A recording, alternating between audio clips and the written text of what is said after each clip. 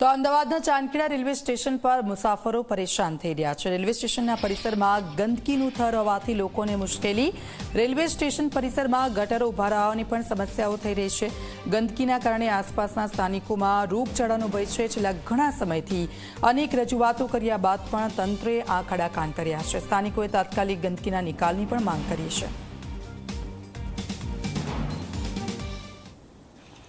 અમદાવાદમાં Chandkheda railway station ખાતે હું છું કે જ્યાં એક ગંદકીનો પ્રશ્ન સામે આવ્યો છે। જ્યાં સ્વચ્છતાની વાતો થતી હોય છે ત્યાં આ પ્રકારની સ્થિતિ સામે આવે તો સવાલ ઊભા એ થાય કે એ વિભાગ એ તંત્ર શું કરી રહ્યું છે ને એ ગંદકીના કારણે એ મુસાફરો આસપાસના સ્થાનિકો એ પણ પરેશાન છે। જે પ્રકારના દ્રશ્યો જોઈ શકાય છે ચાંદખેડા સ્ટેશન જે રેલવે આવેલું છે તેના પ્લેટફોર્મ નંબર 2 પાસે કે જ્યાં ખુલ્લી જગ્યામાં જ્યાં જુઓ ત્યાં ગંદકી, એ ગટરોના ભરાયેલા પાણી, ત્યાં લીલ, ત્યાં દુર્ગંધ અને તેના કારણે સામે જે ફ્લેટો મકાનો આવેલા છે એ રહીશોને એ દુર્ગંધનો સામનો કરવો પડે છે અને ક્યાંક એ રોગચાળો ફાટી નીકળવાનો ભય પણ તેમને લાગી રહ્યો છે।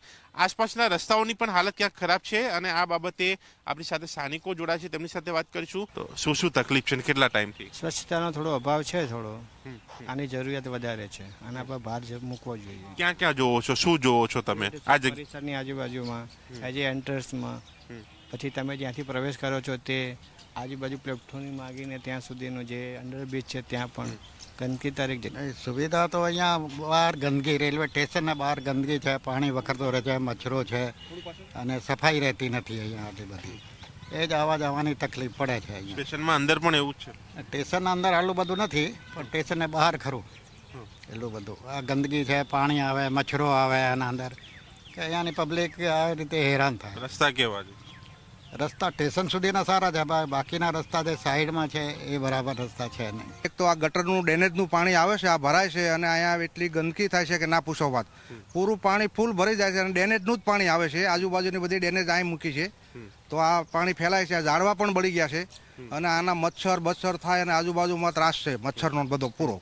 ઓપરેશન વાળાનું પાણી રેલવેની અંદર આવે છે, ગટરનું ડેનેજનું પાણી આવે છે અને એ પાણી એકઠું થાય રેલવેની હદમાં નથી, રેલવે કાંઈ કામ કરતી કે નથી કોઈ કોર્પોરેશન વાળા કાંઈ કરતા, બાકી ગંદકી અહીંયા ફૂલ ફેલાય છે અને મચ્છરનો ત્રાસ છે। રસ્તાઓ કેવા છે આજુબાજુ? રસ્તાઓ આજુબાજુમાં થોડા એ છે, અહીં તો સ્ટેશનમાં બધું સારું છે, સ્ટેશનની અંદર પણ બધું ચોખ્ખાઈ સારી છે, સ્ટેશનની અંદર કોઈ તકલીફ નથી, પણ બહાર રસ્તા ઉપર તો બધે ખાડા ટેકરા, હારના ગટરના ઢાંકણા તૂટેલા એવું બધું હોય જ છે।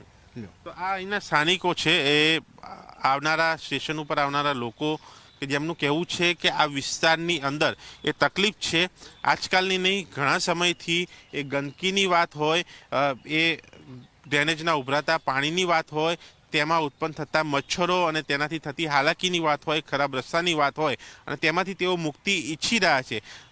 સ્થાનિકોના આક્ષેપ છે કે રેલવે અને કોર્પોરેશન એકબીજા ઉપર ક્યાંક આ બાબત ઢોળતા હશે માટે એનો નિકાલ નથી આવતો, પણ વાત એ છે કે જ્યાં લોકો ટેક્સ ભરે છે એ ટેક્સની સામે જે સુવિધા મળવી જોઈએ એ સુવિધા અહીંયા નથી મળી રહી।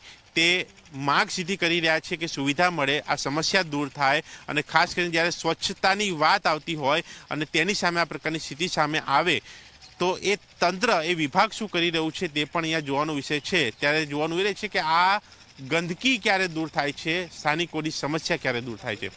કેમેરામેન સૂર્યપ્રકાશ શર્મા સાથે દર્શન રાવતજી, મીડિયા, અમદાવાદ।